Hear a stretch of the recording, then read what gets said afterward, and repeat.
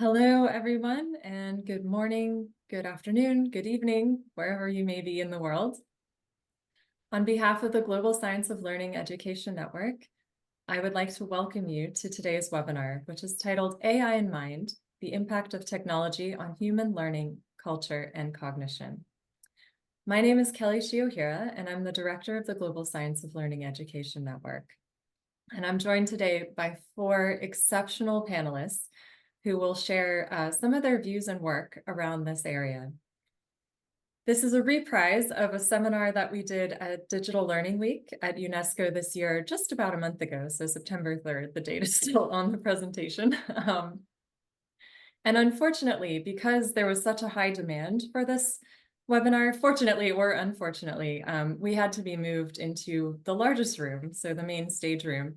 But because it was a last-minute change from one of the side rooms, they weren't able to record the session.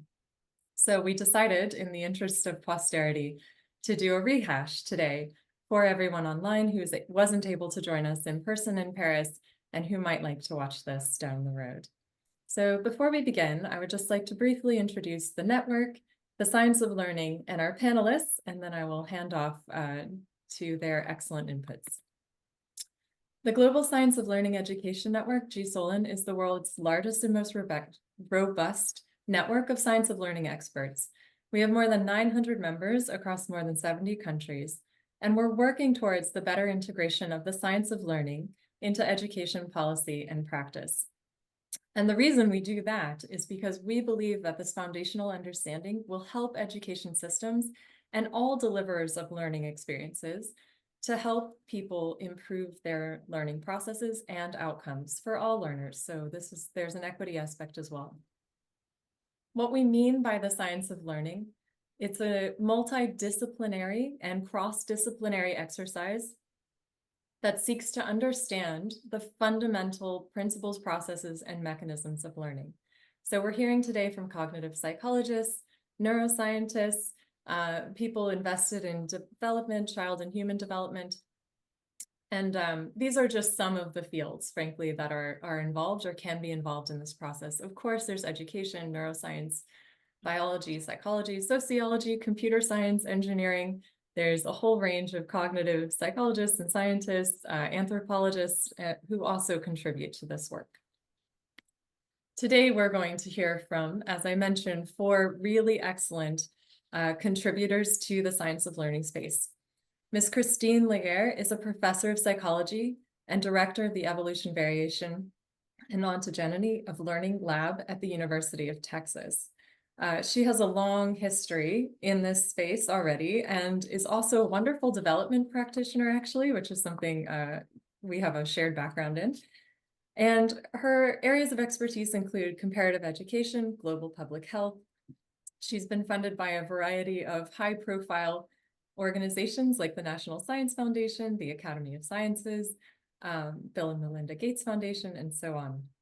So she works primarily in the intersection of culture, artificial intelligence, education, and learning. So we'll have some really unique and excellent inputs from her. Ms. Olga Mus-Laurenti is an engineer, educator, and AI and child development researcher at Everyone.ai, which has done some really fabulous work looking at the potential impacts of artificial intelligence on early childhood development. So we'll also hear some perspectives from her. Mr. Ig Bittencourt is a computer scientist, psychologist, and a visiting scholar at the Harvard Graduate School of Education. And he is one of the co-founders of IA.edu, the Institute for Artificial Intelligence Unplugged in Education. So he works in low resource contexts and across low resource contexts and has done a wide range of research projects, which he is going to share with us today. And finally, we have Milad Ikramnia, who holds a PhD in cognitive neuroscience from a university in Italy. And he has spent more than 5 years doing brain imaging research and has developed a product essentially that helps us integrate these insights and insights from cognitive psychology and cognitive neuroscience into education programs. So he will share a little bit about that work and the complexities of it today. So without further ado, I would like to hand over to our first speaker, Ms. Christine Laguerre. Okay. Wonderful. It was such a delight to be here and to have a little bit of an encore of a panel that I greatly enjoyed, and I'm so excited that we're able to share this with an even wider audience. So I today have some comments about preparing Generation Alpha to thrive in an AI world, right? These are preliminary thoughts because I think there's certainly no consensus in how best to do this. But maybe if we think about this in terms of best practices, that may be a step in the right direction. As I think no one will be surprised to hear, there's been an exponential pace of change and cultural complexity. AI makes this uh, incredibly salient, but this exponential pace of cultural technological change has been going on for decades at this point. I have, these two pictures I think illustrate just how not recent this change in cultural complexity truly is. And our brains are not changing at a similar rate, right? So we have not only our brains, in some cases, our cultures, certainly our cultural institutions like education, are not changing at a rate to match technological complexity, which I think presents a number of challenges for educators, for parents, for everyone. We know that humans are not able to independently um, develop, re kind of recreate most complex technologies, and that technologies are a product of cumulative culture, which is just the product of collective intelligence and the iteration of cultural insights over time. Innovation at individual and group levels builds upon this cumulative culture or accumulated knowledge. I think AI is a dramatic illustration that complex technologies belong to collectives, belong to everyone. Even though we can't recreate these technologies, as this picture illustrates, even very young ones are very capable of interacting in interesting and complex ways with these technologies. So we use technologies we can't fully understand or recreate. The cognitive capacities that we use to learn cultural technologies are a product of social learning. We acquire these through interacting with others. I also want to point out that cultural variability is the superpower of the human species, and the suite of universal learning capacities that children have as cultural learners, those capacities are certainly universal, but they're highly flexible and responsive to diverse cultural contexts. And I think I bring this up, I think, very intentionally because we have this tremendously flexible learning repertoire, learning processes like imitation, our ability to learn through instruction, our ability to learn through active participation, observation. All of these are universal, but they vary tremendously in form and frequency. Cultural psychologists cognitive scientists have been documenting this for decades, and there's variation in learning processes that are associated with um, ethno-theories about learning. So how parents and educators think about learning, how children learn most effectively and learn best, social organization, patterns of socialization, the content of knowledge and skills to be acquired. This varies enormously, both within and between populations. And of course, our educational institutions, practices, and technologies are variable within and between populations, although are increasingly um, becoming more globally accessible. So we have this, I think, interesting tension between increasingly universally accessible technologies and tremendous cultural variation in the toolkits that we have access to. Of course, learning also varies as a function of age, ability, and experience. So when we're thinking about what AI looks like for children, right? There's not a child. Children vary in infinite ways. Age, ability, experience would be just some of them that I'm calling attention to here.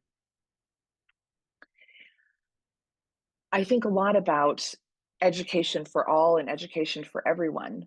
Although there's a lot of circulation and discourse about 21st century skills, there's no universal consensus in the competencies and what universal competencies should look like, for lots of different reasons. One, because of tremendous cultural variation and all of the things I just mentioned, but also because the world is changing at an incredibly rapid rate, and we're attempting to prepare children for an uncertain future, a future that no one can really predict at this point. So I just want to point out that there wasn't a universal poll on what those competencies should be, and there's a lot of uncertainty in that space. Just to bring up one very concrete example, something like creativity, which seems like very uncontroversial as something that we should value in children. What constitutes creativity is a product of culture and cultural perspectives, right? Is creativity just about doing something different? Is it about really building on the insights of others in really intelligent ways, right? So there's a lot of variation out there that I think not only should we not ignore for ethical reasons. I think the engines of innovation are really a product of collective intelligence and the diversity that is associated with collectives of diverse individuals and populations.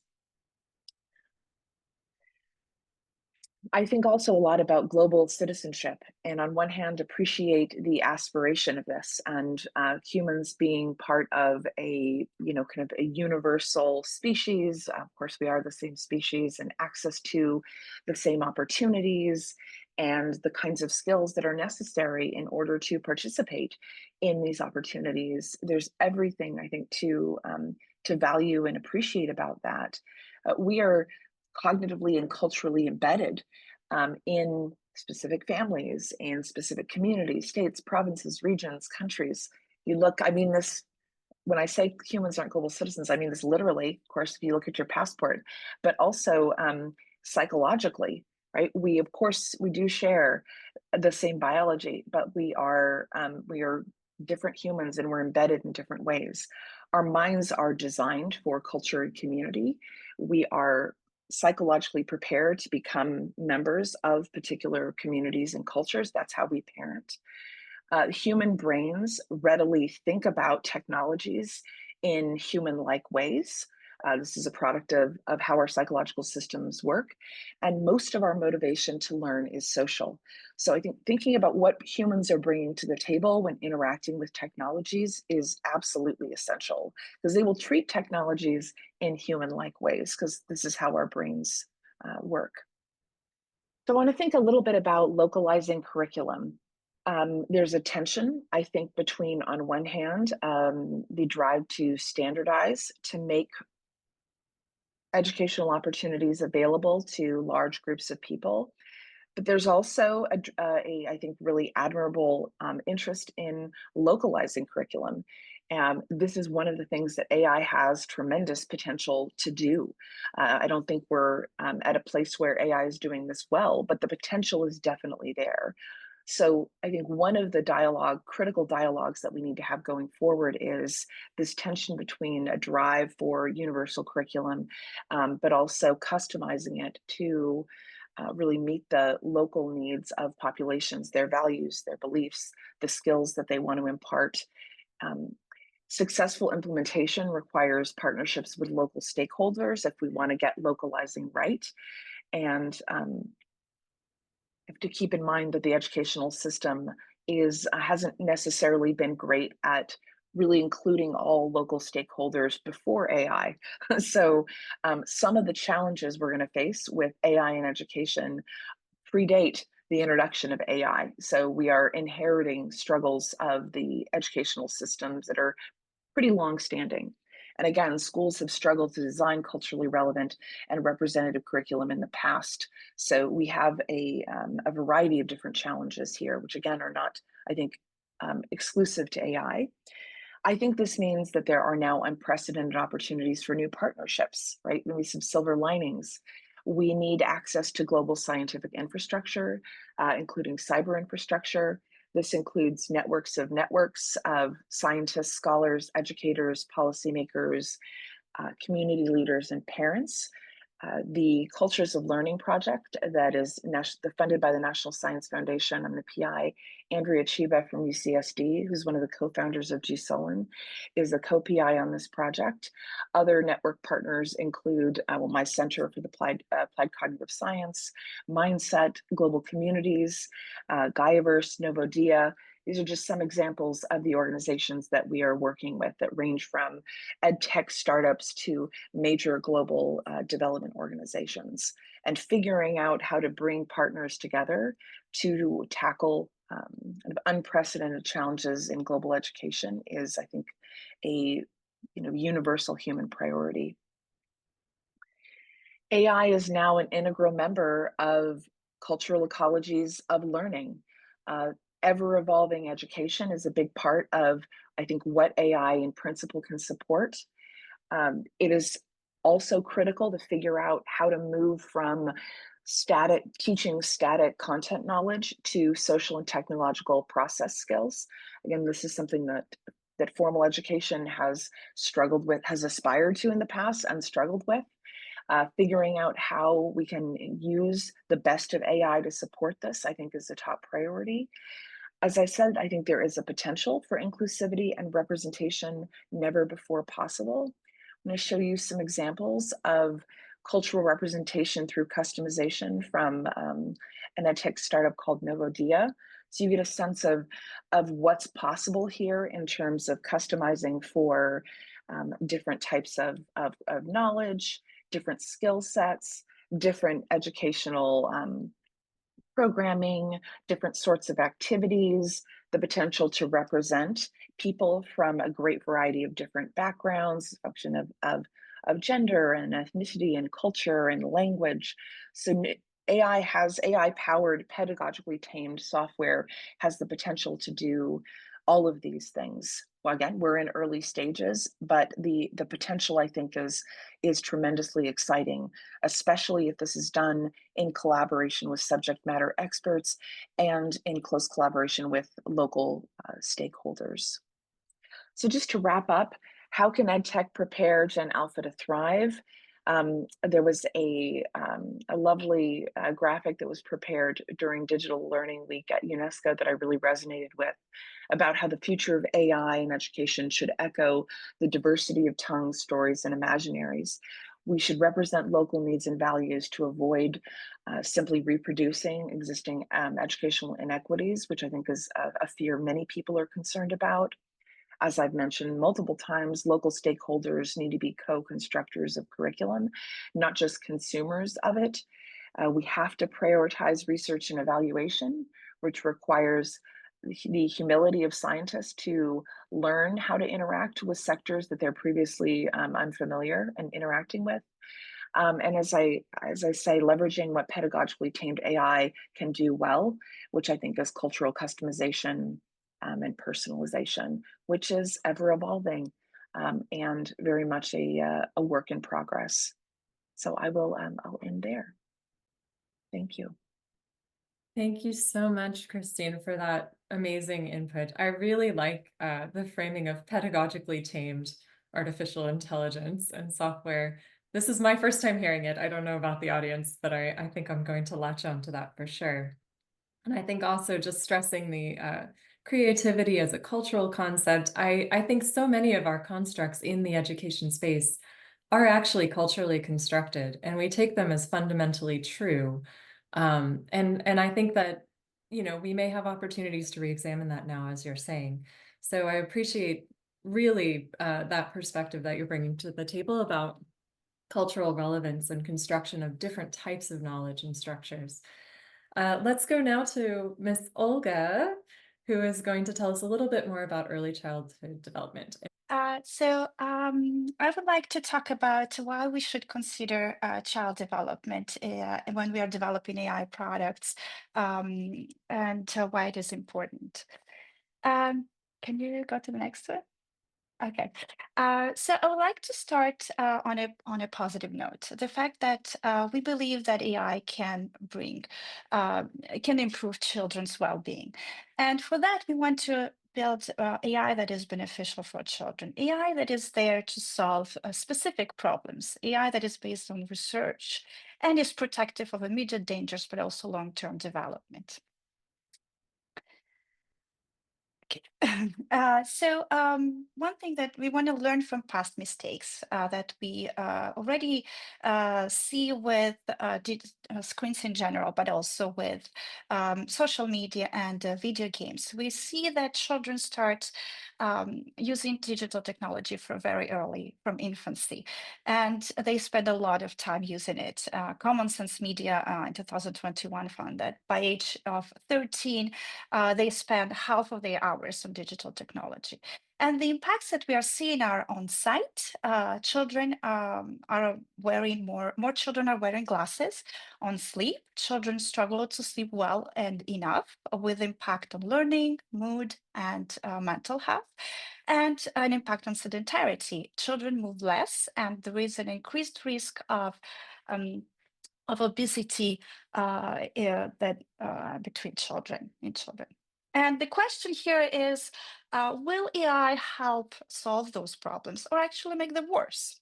So we want to pay special attention to children and adolescents because their brain is vulnerable. Their abilities are immature and they have limited knowledge.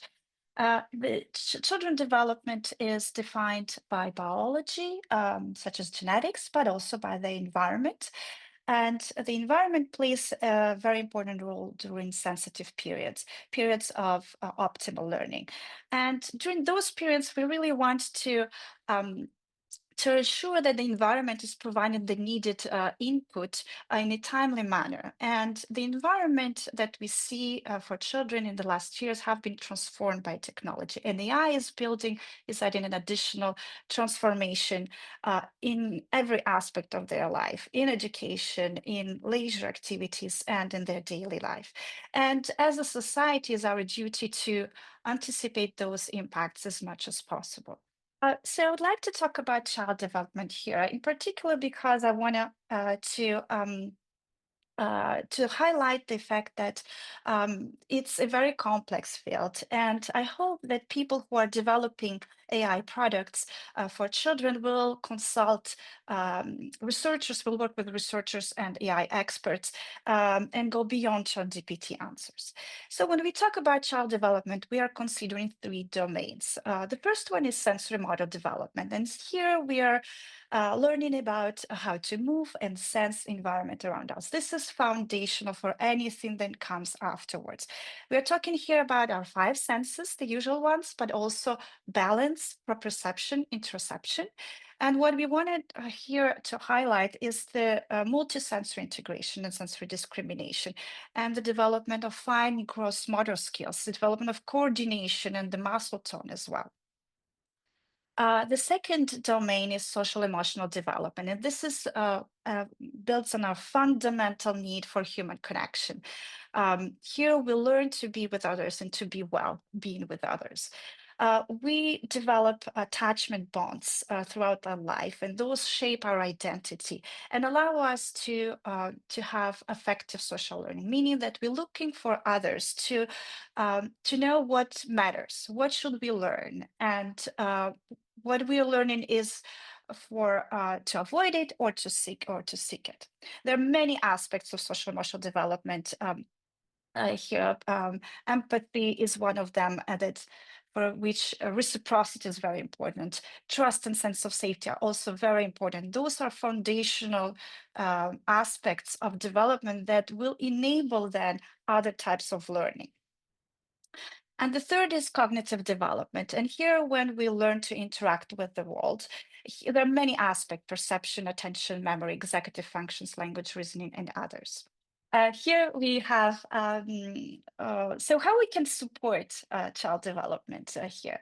So when we are talking about sensory motor development, what we want to see is provide a lot of opportunities for movement and reach multisensory experiences, in particularly experience that will allow to increase sensory discrimination. A very great example is learning to play music, for example, which combines both motor development and sensory discrimination. what we want to see here as well is the balance between different senses. But what we see in edtech and at this time is a lot of overstimulation of visual system with fast pacing, bright colors, images, and understimulation of motor system and other systems. But with AI, we can use new opportunities. We can have more opportunities, particularly with the computer vision and visual recognition, where the child can interact more with their environment instead of just pushing buttons, and can also use AI to explore his environment. Another example here is for children to develop fine motor skills where they draw, and then this drawing is animated through AI. For the social emotional development, we want to support and improve human relationships. The very important aspect here. And I want to mention a few words about monitoring.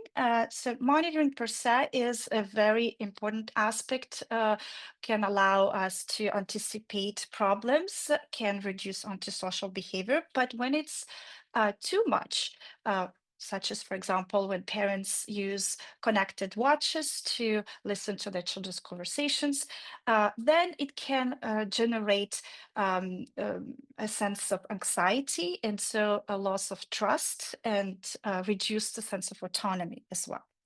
And so for monitoring education can be related to personalization. So personalization has a great potential for improving learning, and has and definitely should be one of the things that we want to develop in education. But personalization is always a compromise between learning experience and data collection, which relates to data privacy. And we definitely want to still preserve the collective experience, where the kids are going to notice that another child hasn't understood a question, and learn. And then another child actually asked a very smart question. So learn of humility, learn to wait, and develop patience, and learn that the environment isn't always adapting to them, and they need to adapt to it as well. Um, Another aspect that I wanted to cover is something that worries many of us, is AI companions, and the fact that children might develop parasocial relationships and attachment to AI. And so here, what we want to say is that emotion simulation by AI is a form of deception. And the fact that AI actually lacks emotions can be used as a strength in certain situations. So we might consider those to use that to improve human relationships. One example is using the neutral aspects of AI for conflict mediation and conflict resolution. Another one is to have more neutral and unbiased evaluation or assessment.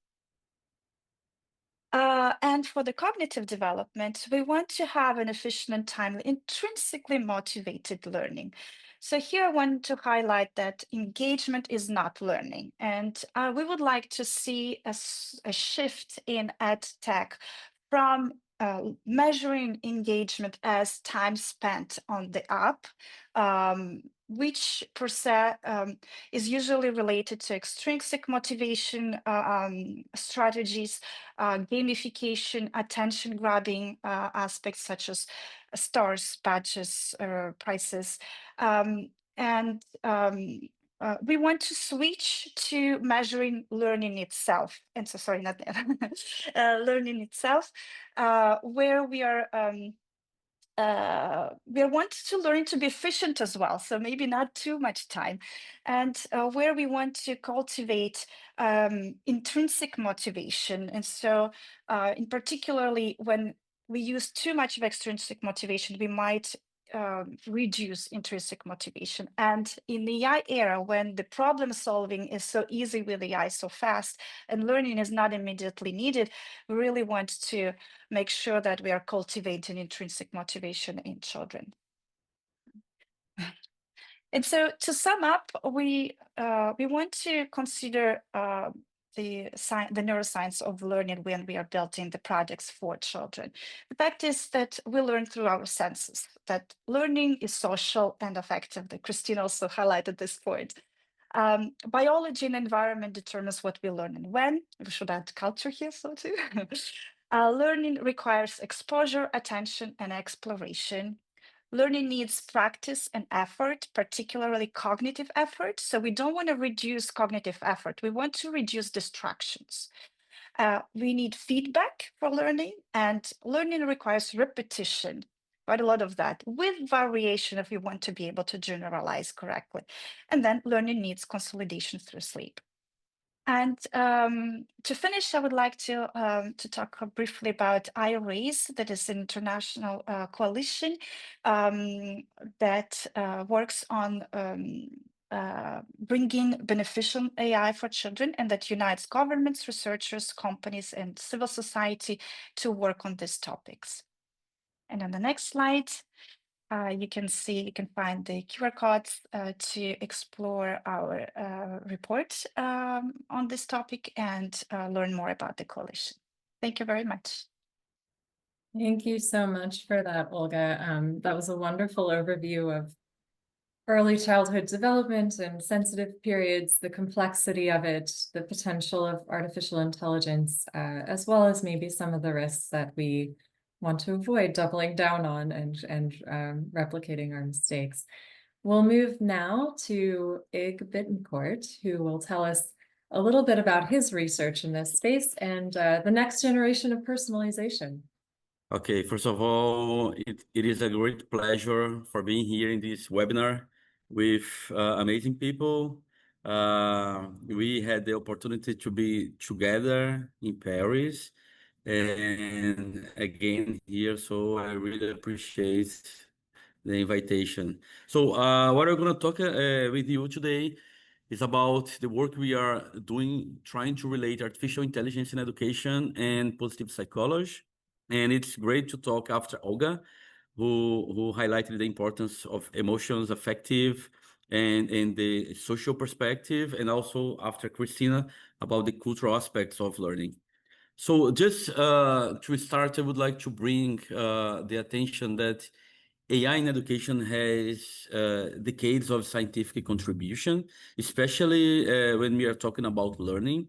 So when we look, I study like that, which is a meta-analysis trying to present the effectiveness of technology-supported personalized learning, not only in more developed economies, but also in low and middle income countries, which usually people say we do not have enough evidence.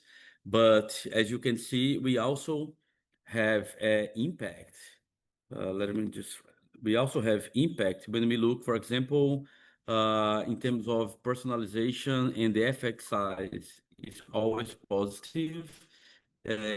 When we look at the intensity and duration as well, and especially when we have the high levels of personalization, that has a huge impact.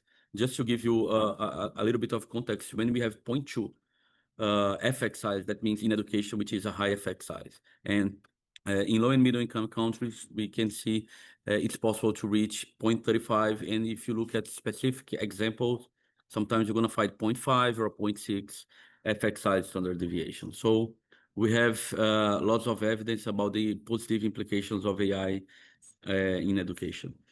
And of course, there are different potential uses. We can see intelligent assistants, especially with Gen AI, right?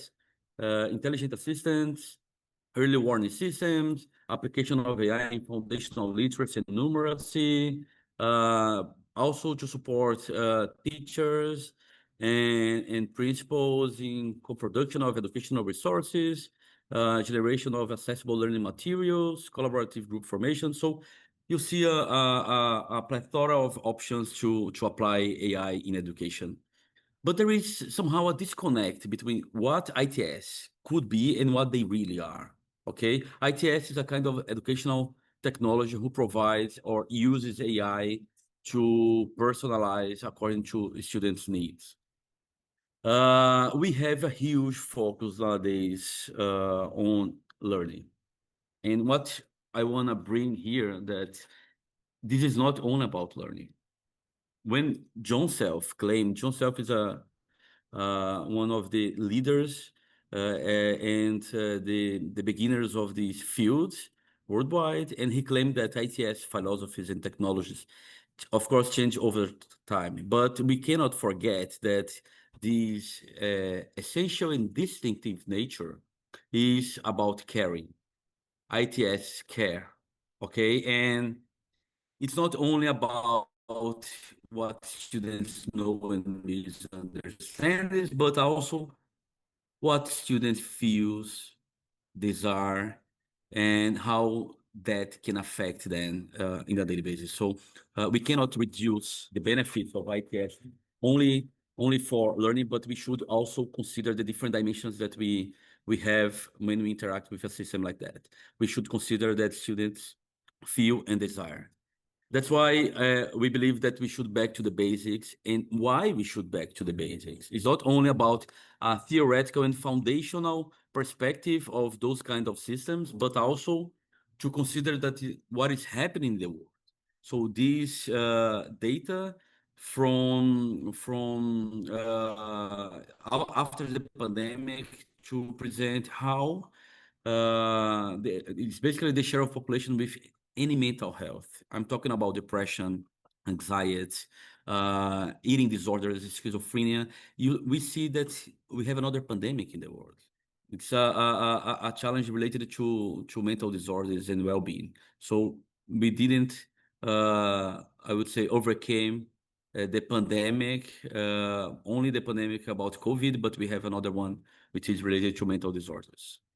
And when we look at this data here, we see that this is not only specific to a group of people, but it's also being impacting students from 5 to 9 years old till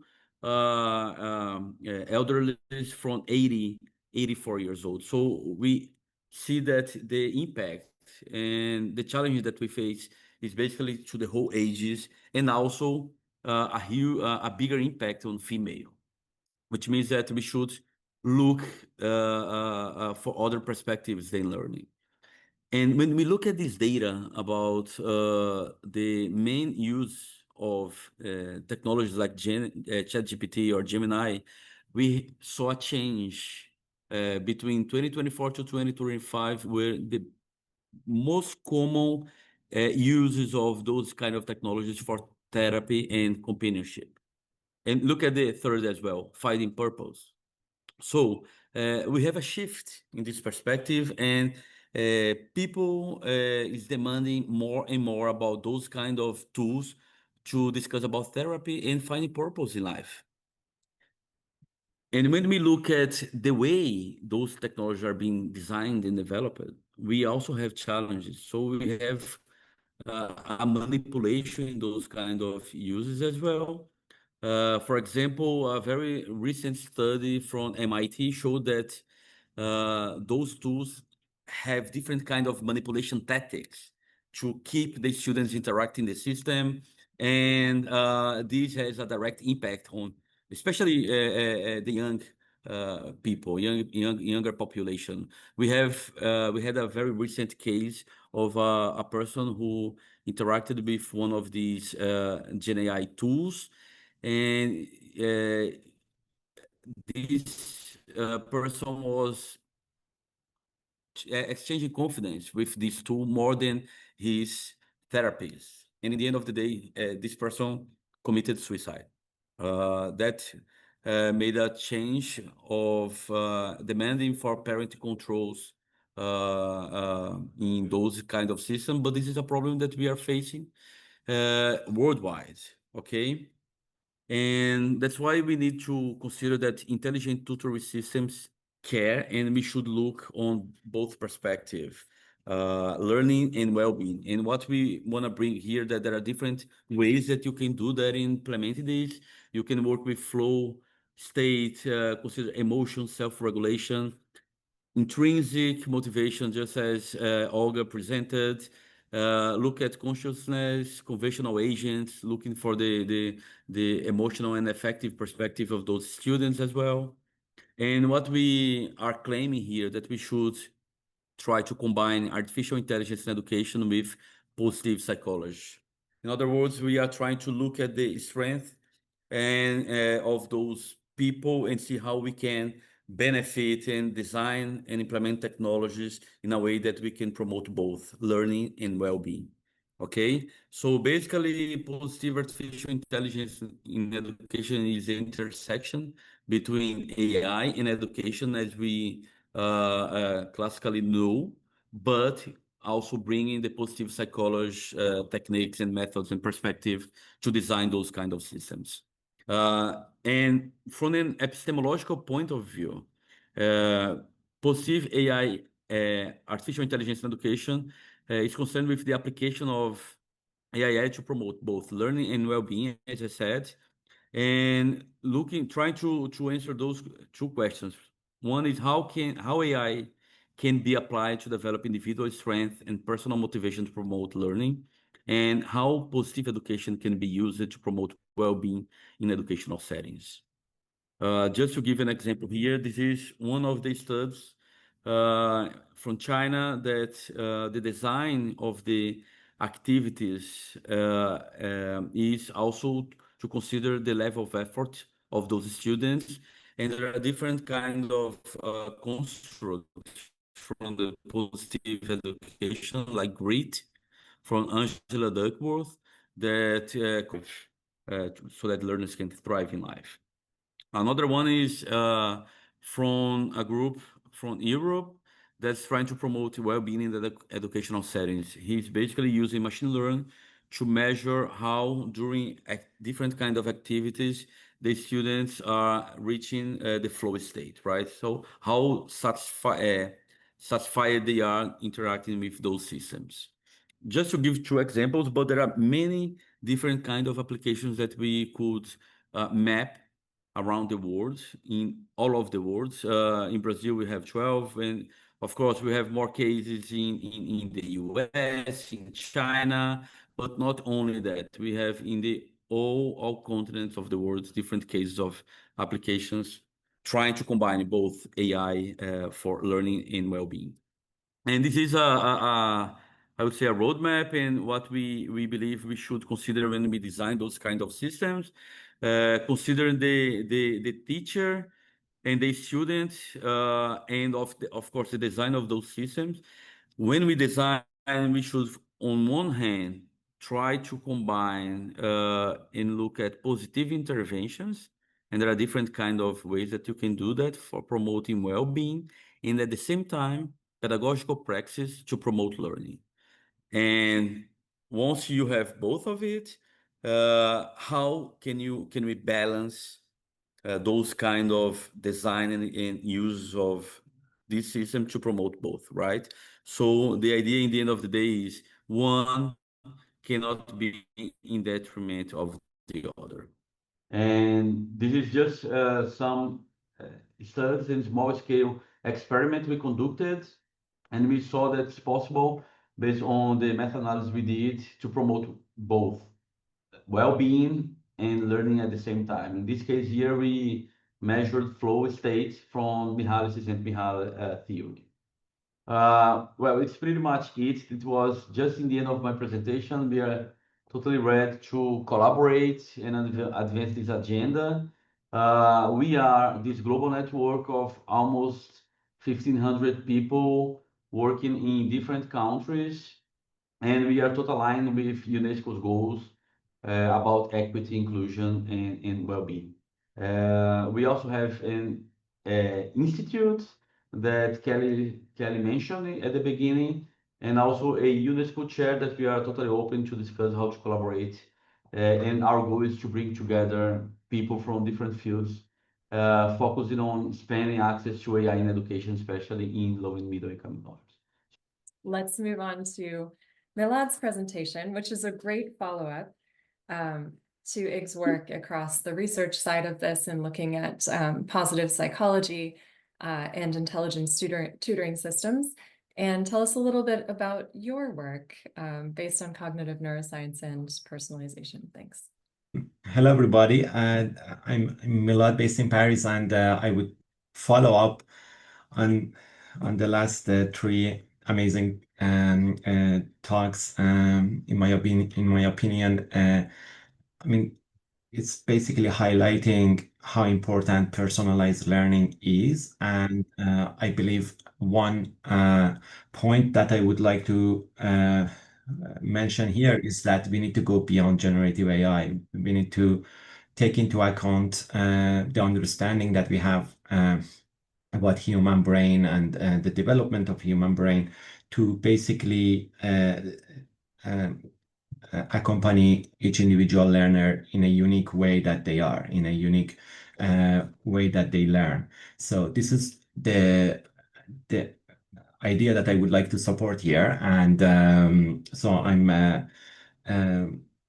in charge of a company we have in Paris called EdCortex, where we basically take the recommendations from sense of learning, cognitive neuroscience, and apply it into online learning platforms and through a recommender system.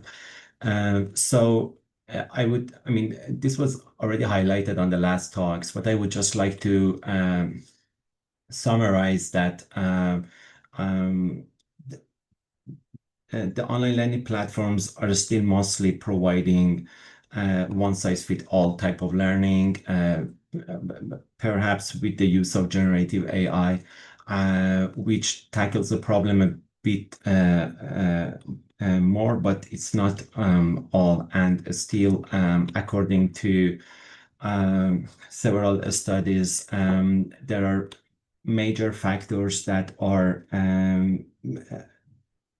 basically rendering a learning performance in a not so good the way. I mean, there would be a lot of inequalities with factors arising from environment, socioeconomic factors, all the way to the factors like gender preferences and so on, that all of these are still leading to major variances in the learning results, along with major disengagement rates across online learning platforms, all the way from K-12 learning to upskilling programs that are offered by companies to their employees. So just to give you an example, the role of gender was highlighted by the last OECD survey across 80 plus countries.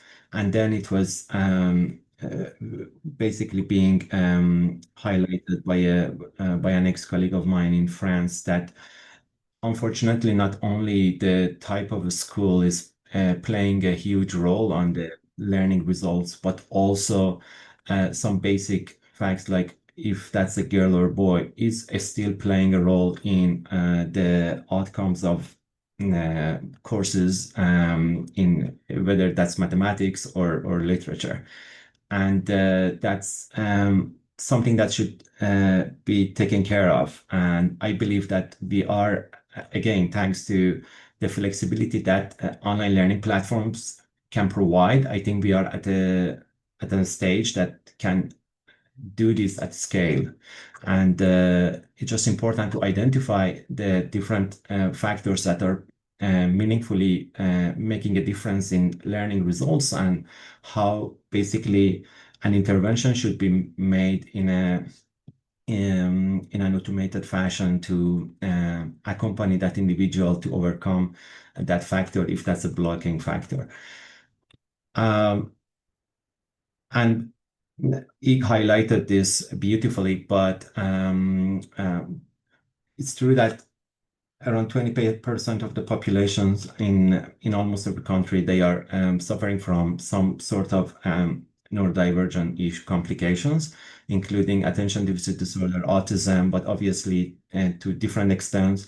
And it has been shown that this is in fact leading them to underperform at work, and to win a position when they are applying and so on. So this is also super important to consider that like 1 out of 5 learners, they are having extra and needs that should be addressed in a scientific way. And we think that just generative AI cannot meaningfully address that. So what solution we are developing is basically to comprehensively design learning paths that would address each different class of cognitive profiles and learning profiles in its own way. So each of these learning paths would have different basically tolerance rates for errors. The fluidity chart that Ike showed in his talk is one part of what we would focus on. Basically, there are various factors that are being modulated in each learning path. And on the other side, basically, we need to monitor in a privacy-first manner the profile of the learner, the cognitive profile of the learner in an automated fashion and in an anonymized fashion, and essentially assign them to the best learning path that would render their learning results in a maximal optimal manner, right? So on one hand, we basically make a cognitive profile of the learners through the parameters that we receive from their performance on the learning platform that they are using, along with the survey that we have designed, and that is and then basically that profile goes through a classification, and then the best learning path would be assigned to them. This is an example of how different factors that we have measured that play a significant role in the learning outcomes would be rendered either to themselves or to their instructors. And then when we are having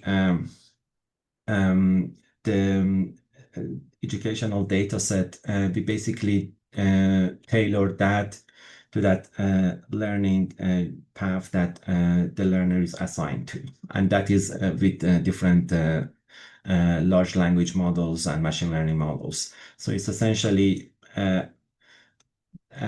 understand how to break down, first of all, the content into atomic units, flashcards, and then associate various metadata to each one. So basically, those learning paths can be fine-tuned to each individual learner accordingly. So this is basically the 3 dimensions that would allow us to provide a unique personalized learning journey to each individual learner based on their age, gender, background, their preferences. And then obviously that would be topic specific, because people can have different levels of interest or performance in different topics. And then fine-tuning it with the methods that we apply on the available data sets. So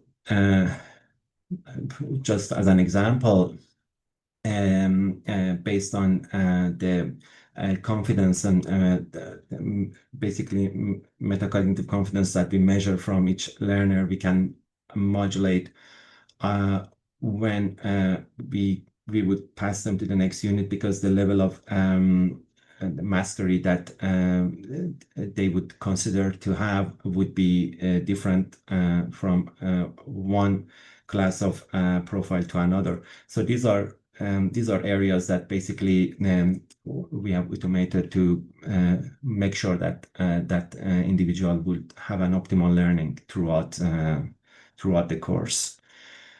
And so just very few words about the methods we apply on the data. So it goes into RAG methods, basically trying to understand how different units are linked to each other, what is the level of difficulty, if there is any example inside or not. So these are all factors that we use to understand what is the best item, what is the best flashcard or question that we can pass to a learner to make sure that they keep engaged, that make sure that they are able to generalize the concept at the right time, and obviously reinforcing their memory, their long-term memory afterwards. So that would help us to basically, as I mentioned, fine-tuning those learning paths further. And then we basically measure the impact and continuously based on the various recommendations and interventions that we apply, which is basically around 2.5 times of increase in learning that basically we expect to deliver. So this is a service that basically we provide to other edtech companies. People can experience it on our own platform, but we try to scale things up because it is time consuming for many edtechs to basically spend time understanding the past literature and methodologically applying it. So basically we are packaging all of this into a recommender system that basically they can integrate into their backend and right away accompany their learners, their users with these methods. So this is basically what we are currently doing. And obviously the data that we would store should go through all of the privacy regulations that exist. So basically we try to make sure that we are only receiving anonymized data from the users because these are sensitive data. So just in one slide, essentially we monitor, we construct the profile in different dimensions that we have concluded to be important based on what explains the majority of the variance in the learning data, and then do specific modulations on the degrees of freedom that is available on that learning platform. And I wanted to thank my team, especially Benjamin, who is behind most of this work, and just a few of partners that we have along with GSoLEN. Thank you very much. So altogether, I just want to emphasize how important it is to basically go in the direction of methodologically and in a scalable manner applying science of learning along with large language models, along with machine learning methods into online learning, and just assuring that basically relying on generative AI would give some overconfidence that is not healthy. Things should be taken care of with much more knowledge about how the brain learns. Yeah. So thank you very much for your time. I would just stop sharing. Yeah. Thank you so much, Milad. I Yeah. think this is such an important and overlooked piece of the puzzle in many ways. The need to integrate the science of learning into educational technologies. We started to get some really good research results, or we got half of really good research results from Ig and his work in this area. And then you kind of gave us a very concrete application of how this can be done. So we've had some very interesting inputs from our panelists. We had interesting questions from the audience, both at UNESCO and in preparation for this webinar, where our participants were allowed to submit questions in advance. And I would say that they can be clustered into 3 areas of, let me call them areas of concern, right? And these are cognitive, social, and cultural. So this is a perfect panel to respond to these issues. So we'll take them one at a time for some discussion. The first set of concerns is cognitive. A lot of people are worried about using AI to replace learning, right? So Olga mentioned the ease at which outputs can be created now, bypassing essentially the learning process. And so there's a lot of terminologies kind of being thrown around with this cognitive decline or replacement of human capacity and skills. But I would like to hear all of the panelists' thoughts in response to this concern. Is there a danger of human cognitive decline due to our current level of reliance on artificial intelligence? And if so, what would your recommendations be about mitigating that risk? Let's just put it that way. Christina's unmuted already, which I take it means she's ready to go. I've actually been thinking about this a lot since our panel, and I've come to the conclusion that this is a concern, but that AI is not the core issue here. That what is required is creating a new relationship with learning, the student relationship with learning and their own learning, and taking control over their own learning objectives, taking responsibility for what they want to learn is the core of the challenge. Because you can use AI to learn in extraordinary new ways, and you can use AI not to learn at all, right? So the core issue here is reframing and really recreating the student relationship with learning. Because if they want to learn, if they're motivated to learn, AI can be a partner to that, as many other cultural technologies. If a student is not motivated to learn, that is the core problem here, I think, which has not received nearly enough attention. On some level, educators know this.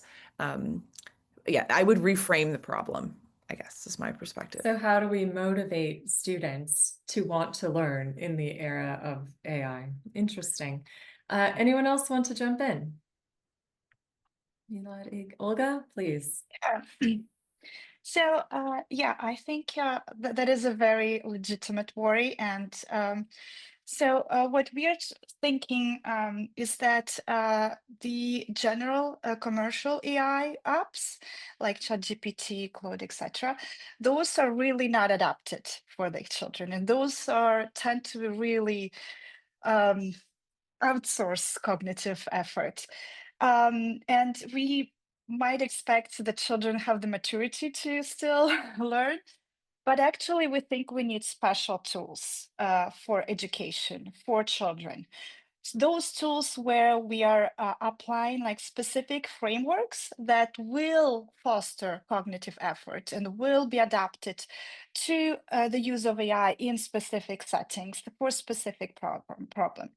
And so this is like we are working on this.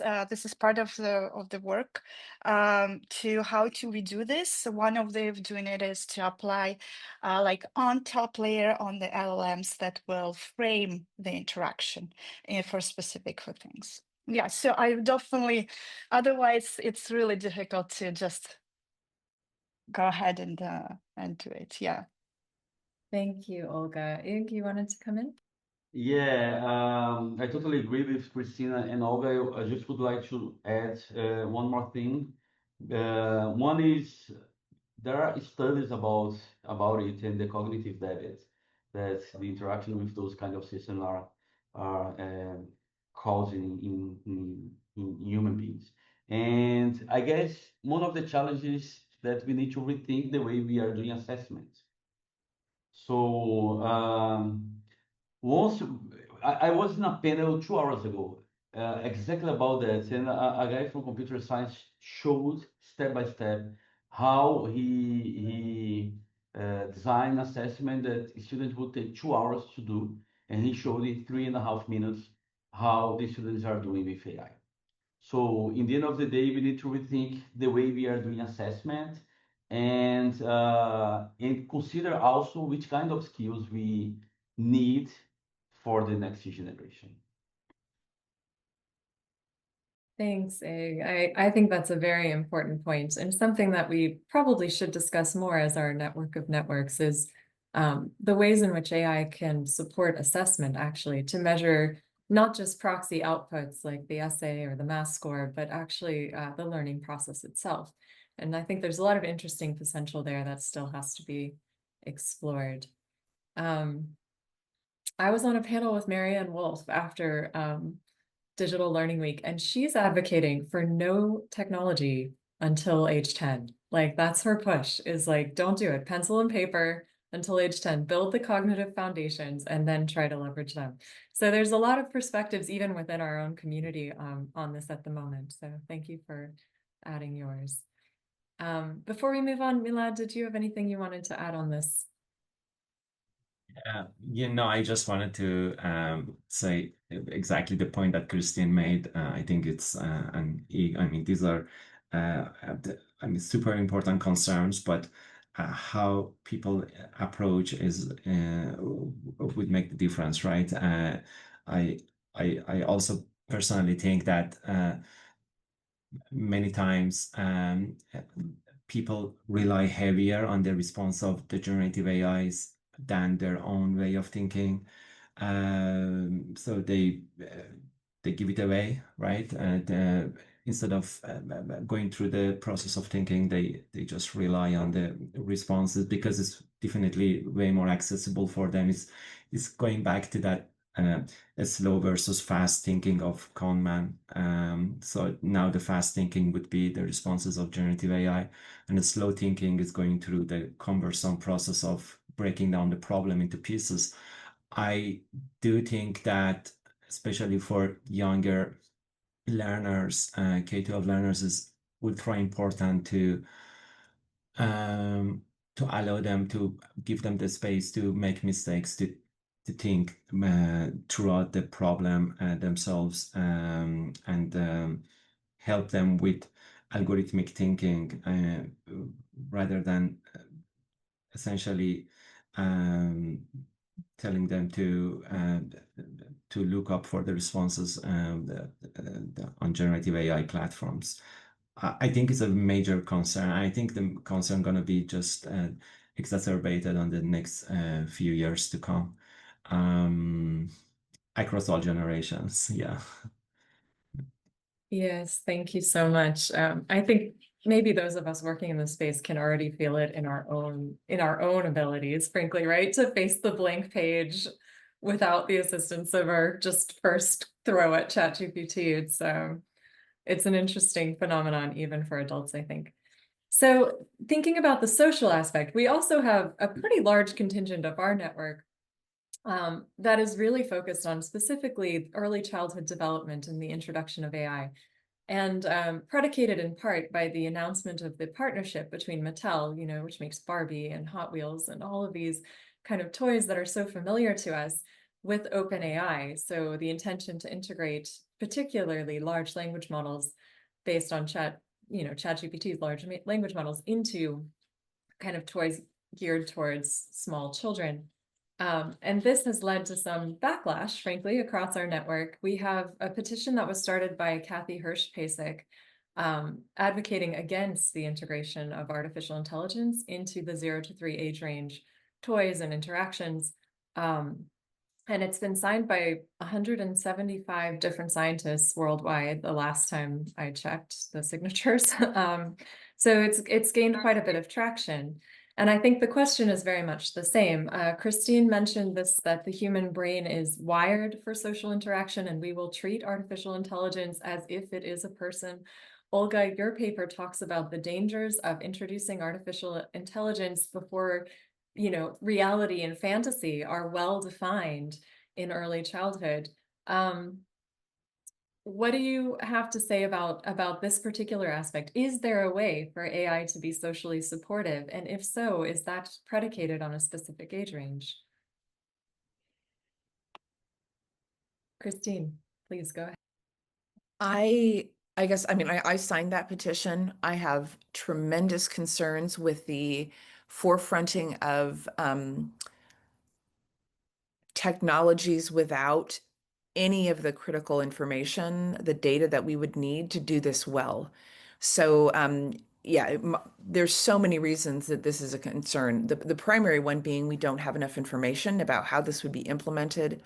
The 0 to 3 range is incredibly critical on basically every possible front, from a attachment development perspective, a neurological perspective, in every possible way. Parents they do not currently have the information that they need. Parents anywhere in the world, in fact, there's less information than others, just simply don't have the kind of information that they would need to help introduce these kinds of technologies in responsible ways. So introducing this without educating consumers, without the kind of research necessary to do that, seems really irresponsible. And I'm not an anti-tech person in general. I'm a responsible use of technology based on really excellent, high quality data. That must come first from my perspective. Thanks, Christine. Anything to add, Olga? Yeah, here I would like again to say, okay, what problem we are trying to solve when we're doing this, right? And if there is no problem to solve, why we should do that? Because the risks are really, really, really high here on data collection, on bond attachment, on suffering of if then it's disconnected. There's a lot of things to consider there. So are there problems that needs to be solved in that age range that might use this? Maybe, we can use AI for assessment for learning disabilities early on, for autistic traits that can then help to introduce early intervention. So we can have imagined problems that can be used by AI at this age group, but they need to be specific. Like we are trying really to use AI to solve something, to improve something for the children. Yeah. So I just want to ask Iga a bit of a different question. I think we're all pretty united on the early childhood front. When we look at this epidemic, as you called it, pandemic of mental health disorders and the need for support at the older age ranges, let's think about adolescence and upwards. How do you see the role of artificial intelligence in that? Do you think it will be an effective psychological support for people? And if so, are there parameters that need to be considered? Like we were talking earlier about how maybe these large language models that are generally designed are actually not that applicable to education and need to be modified. Would you say that it's a similar situation or not? And just give us some thoughts, Ig. Yeah, first of all, if this petition is still open, I would love to sign as well. I totally agree with Christina's and others' comments. Yeah, well, although I showed different ways that in places that there is this attempt of combining AI in education with positive psychology, we are still at the beginning, right? So what we can see, I can give you some examples of systems trying to deal with like mind wandering or frustration of students. And once the system can detect those kind of things, which kind of support you can provide.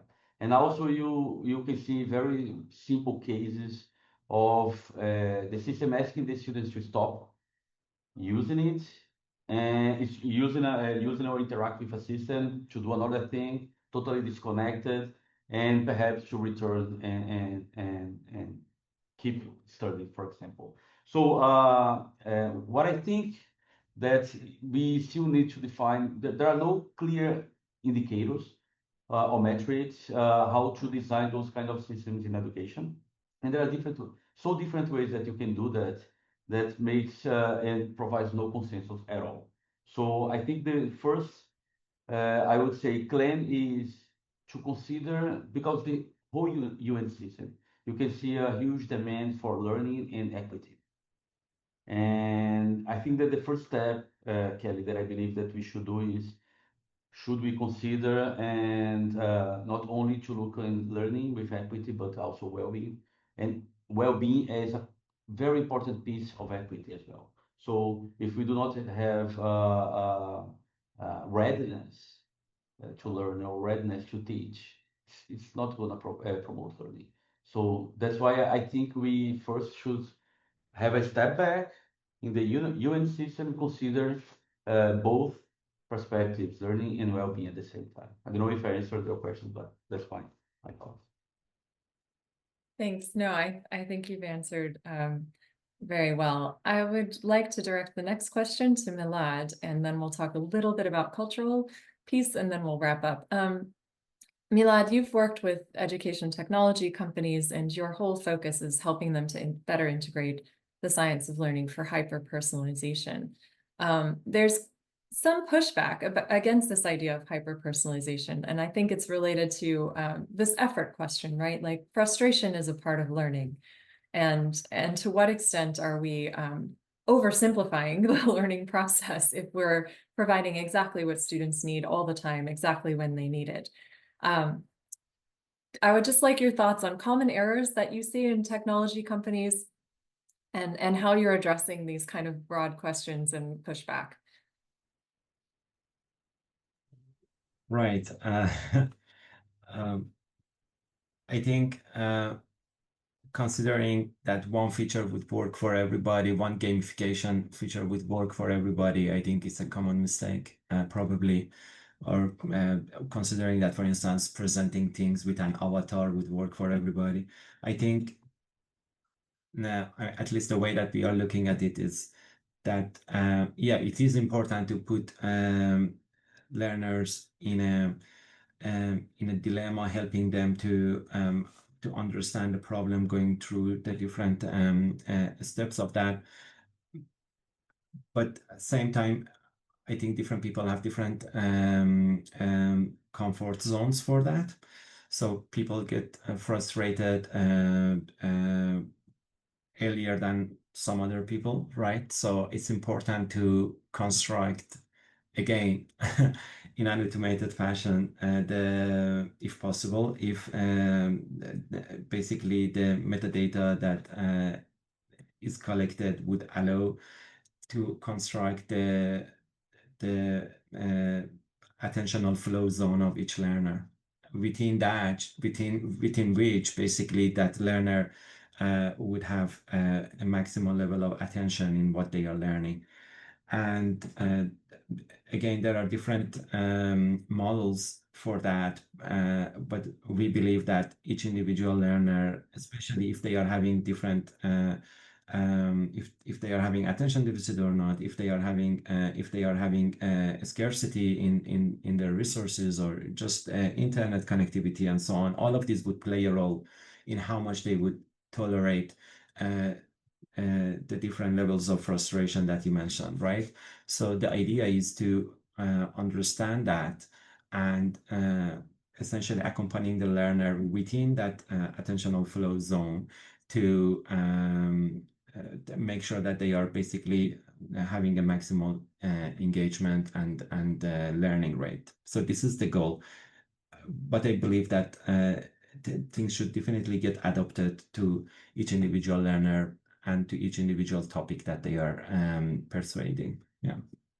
Okay, so our next webinar will be looking at how the attentional flow zone lines up with Vygotsky's zone of proximal development, which is what educators always talk about. But I think we'll save that for another day. I think you're perfectly reinforcing something Olga said earlier: reduce distraction, not struggle. And yeah, we'll see how that goes. So last question is on the cultural sphere. So Christine gave us a great overview of how culture plays a role and kind of education's responses to culture and some of the deficits that we currently have in that sphere. And some good examples of how adaptation can be done. And I think the questions here that I would like to go a little bit deeper into is adaptation good enough? Right? So we've had this kind of adaptation model of education for quite a while. And my argument personally is that it's led to overstandardization. But like, let's talk about that. And then I'd also like to hear a little bit about the potential for culturally normative risks to large language models in particular. So one of the arguments that you'll currently hear is that large language models, particularly the open ones like ChatGPT, are based on a dominant hierarchy of thought that is Western. It's weird, frankly, the weird context. It's white, it's Christian, it's European, like American. And so when we talk about these use of our LLMs for psychological support, for creation of resources in education, really any of these applications, is there a way to avoid these normative risks? And this is, I mean, my last name is Shiohira, my husband is Japanese, I've spent significant time in Japan. And even just thinking about what would be appropriate support and suggestions for someone with an interpersonal problem in a group culture like Japan versus a highly individualistic culture like America, it's a completely different story. So this is a very personal question as well. Christine, I'd like to start with you and then we'll let others jump in. Well, I think maybe adaptation is the wrong way to think about this. I mean, really, this needs to be about co-construction at every and collective ownership at every level.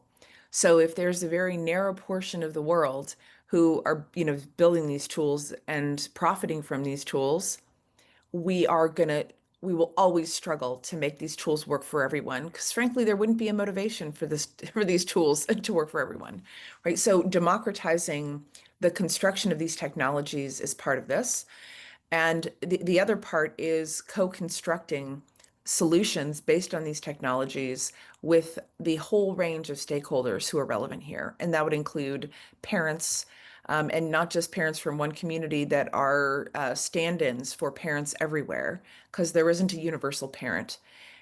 We know this from so many mistakes that science has made, assuming that 3-year-olds in Michigan are stand-ins for 3-year-olds everywhere. We know this is wrong. Well, some of us do. I think there's growing awareness that this is a fraught practice. So, this is going to be an enormous challenge of human cooperation and attempting to rectify existing inequities at every level. Thanks, Christine. I think a lot of good responses and thoughts in there. I think in short, yes, there is a risk and we have to kind of think about ways to get around that. Ig, as a computer scientist, could you come in here a little bit? Yeah. I know you have some experience in studies and constructions of tools. Do you have any thoughts on how you can be really culturally inclusive and creative in these spaces? Well, yes, thank you for your very provoking question. I totally agree with Christine. The case is not about adaptation. For me, it's about social justice. And when we look at the data, just to give an example, when we look at the data and the way we are using technology in connecting policies around the world, we have a gap, a huge gap. Just to give an idea, when we compare from high-income countries to low and middle-income countries, especially to the lower-income countries, the gap is for almost 100 years. So the truth, in my view, is the way we are designing in policies with or without technology are totally failed in the world.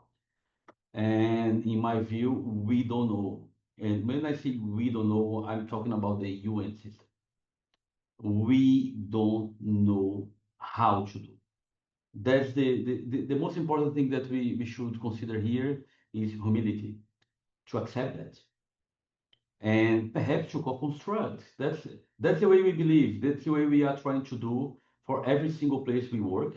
And the challenge is how can you build a kind of model that you can go and build together in a way that's feasible. That's challenge. That's really challenge. I'm not even talking about LLMs, but I'm talking about the UN system, and we need to accept and be humble enough to admit that we don't know how to do policy in a way that we can promote social justice. And so this is a part of the story. So if we ask about those LLMs and the way they are developing, just to give a number, in Gemini, for example, one of the previous version, 95% of the whole data set used to train the models were in English. 95%. 5% was to the rest of the world. So that doesn't make any sense at all. How we should do, what should we do that? We need to find out together how to somehow stop or think of different ways that we can promote culturally aware solutions to different places. Yes, I think I do really see potential, especially in preserving things like indigenous knowledge systems that tend to be wiped by our current education systems as well. So if you can ring fence and create artificial intelligence that essentially acts as an expert about a very specific area, like indigenous medicine or whatever it might be, I think that could have a huge and beneficial impact in preserving these types of knowledge and also promulgating them throughout communities. But I do worry that the barriers to entry are so high, right? And so expensive that we're almost left with no option. There, I'll give each panelist one final word, and then I'm going to close out with some additional ways to get involved with GSoLEN and others. And then we'll thank everybody and say goodbye. Let's go with Milad first. We'll work our way backwards. Milad, what's your closing statement? Well, 1 minute or less. well, I would be much shorter.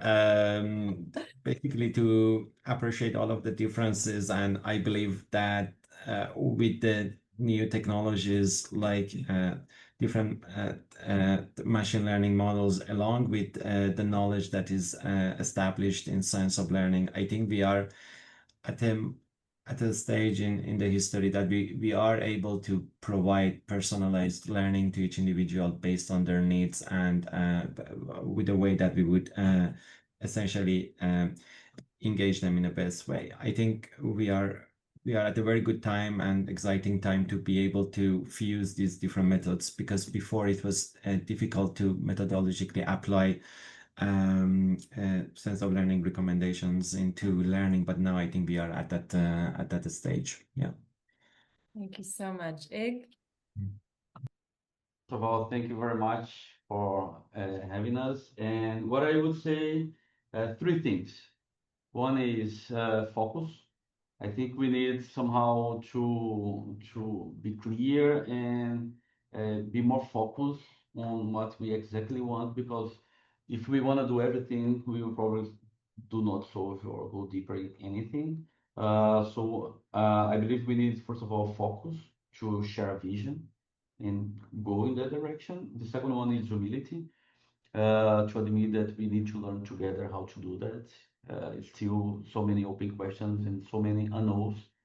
So we need humility. And the third one is courage to face big challenges and to understand that we need somehow to disrupt in some cases to make a real change. Great advice. Olga? Yeah, so I would like to talk about takeaways from this, so that I would like for people to go away with. And the first is that we need multicultural, interdisciplinary, multi-stakeholder effort to solve these problems. Then that second point is that we need to pay special attention to children and adolescents. That it's a very vulnerable period, and we need to really pay attention to that. And the third is that AI inherently, as it's done today, is very individual. So it's not, we are losing the social aspect, but the AI can be something that it brings,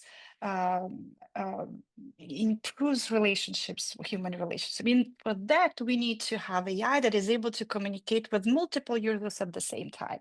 And the multi-user AI is not something that we have today, and I hope it will be much more coming further in the future and soon. Yeah, thank you. Christine?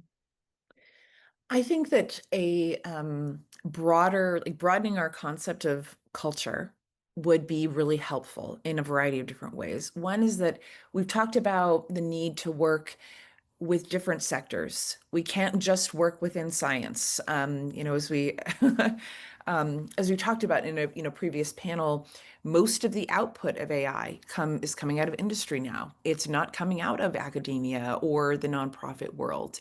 So figuring out how to work with different sectors that have different cultures. I think it's appropriate to talk about tech as its own culture. Well, of course, many cultures.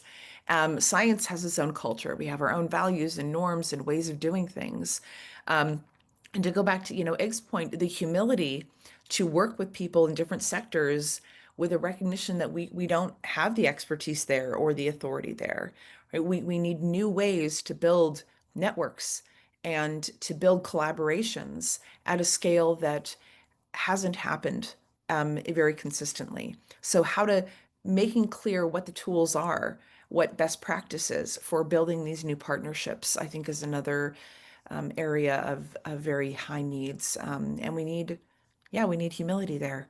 as we are very used to working in our own culture professionally, not just, ethnically and linguistically and things of that sort, but we have professional cultures, and we have to learn at least enough about other professional cultures so that we can converse. Even if we're not fluent, let us at least be able to converse.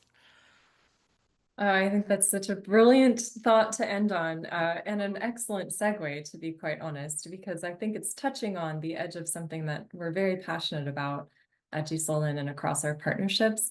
And that is the idea of knowledge brokering, or whatever you want to call it. I think implementation science is gaining ground in some spaces. But knowledge brokering, knowledge mobilization, evidence-based education, all of these things are going to take a deeper conversation. And to that end, we would invite you, if you are interested, to come to our joint annual meeting with the UNESCO Global Alliance on the Science of Learning, which will be held in Paris in December this year. I think we'll have a lot of discussions around how to do this and the humility that's needed. So it would be great to see everyone there. Thank you so much to today's panelists. Such excellent inputs, and I think I've challenged you a lot more than I did on stage at UNESCO, but you rose to it very admirably. And of course, your thoughts are so deep and reflexive and important. So thank you so much for sharing them today. From the GSoLEN side, there are a couple of other opportunities and things that are happening. We have worked over the last year to shape kind of science of learning principles that we think should be involved when we think about how AI should be deployed in education, particularly learner-centered artificial intelligence. So we'll continue this work and continue working on this white paper, so people with inputs are more than welcome.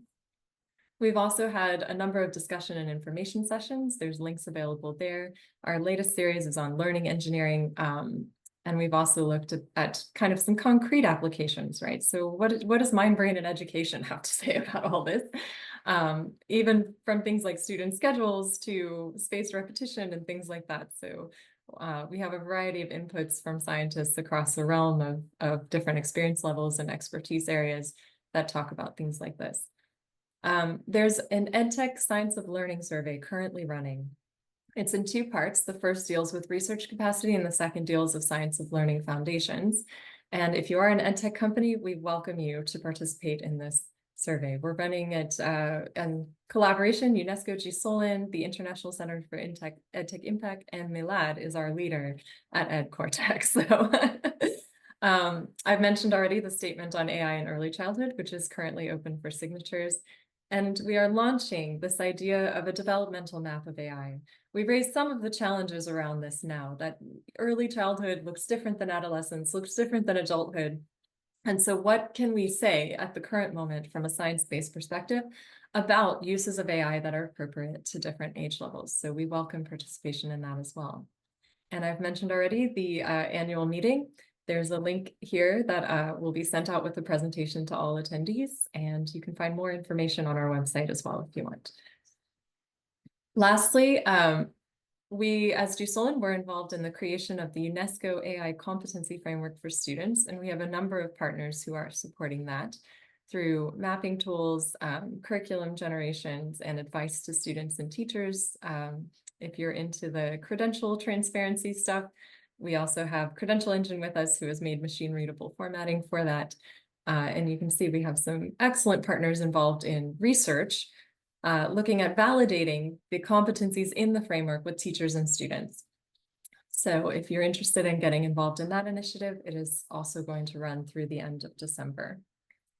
That's all from our side today. Thank you so much for joining us. Thank you again to our panelists for an excellent session, and we look forward to engaging everyone much more on all of these important issues. Thank you all.